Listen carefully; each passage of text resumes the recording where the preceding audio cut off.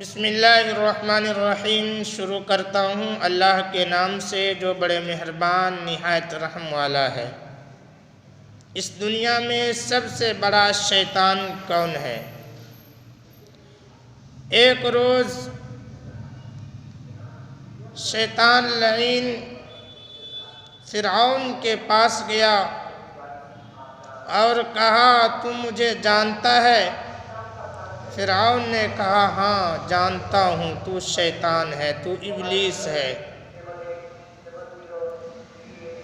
तो शैतान ने कहा कि फ़िरऔन, तू एक चीज़ में मुझसे भी ज़्यादा फ़ौक़ियत रखता है।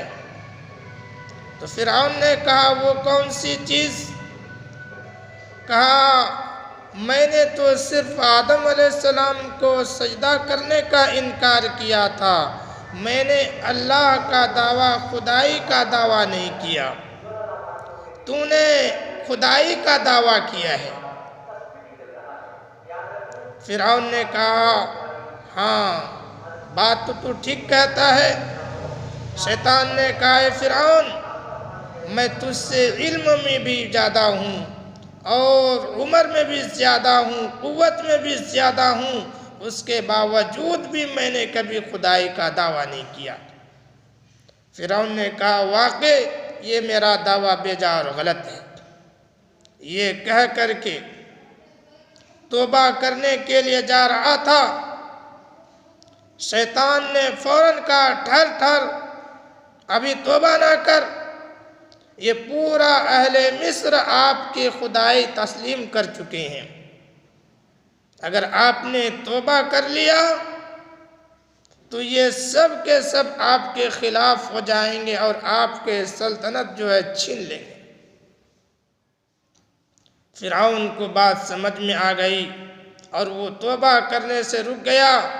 हुकूमत के लालच में शैतान ने उसको तौबा करने से रोक दिया। तो फ़िरऔन ने शैतान से कहा कि इस रुए ज़मीन पर कोई और भी मुझसे भी ज़्यादा बदतर आदमी है, कोई मेरे से भी ज़्यादा कोई बदतर आदमी है? तो शैतान ने कहा कि हाँ, तुझसे और मुझसे ज़्यादा बदतर आदमी वो है जिसके सामने उज़्र खाई की जाए, माज़रत खाई किया जाए और वो कबूल ना करे।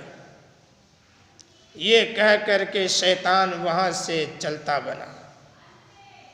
देखा कि सबसे बड़ा शैतान कौन हुआ कि एक भाई दूसरे भाई के सामने माफ़ी मांगे, माज़रत चाहे और वो माज़रत कबूल ना करे।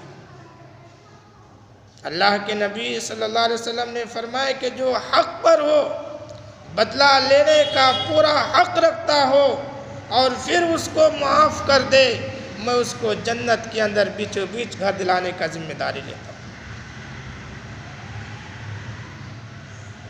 अल्लाह तबारक व तआला से दुआ करें कि अल्लाह पाक कहने सुनने से ज़्यादा अमल की तौफ़ीक़ अता फ़रमाए। चैनल को सब्सक्राइब कीजिए, लाइक कीजिए। अस्सलामु अलैकुम।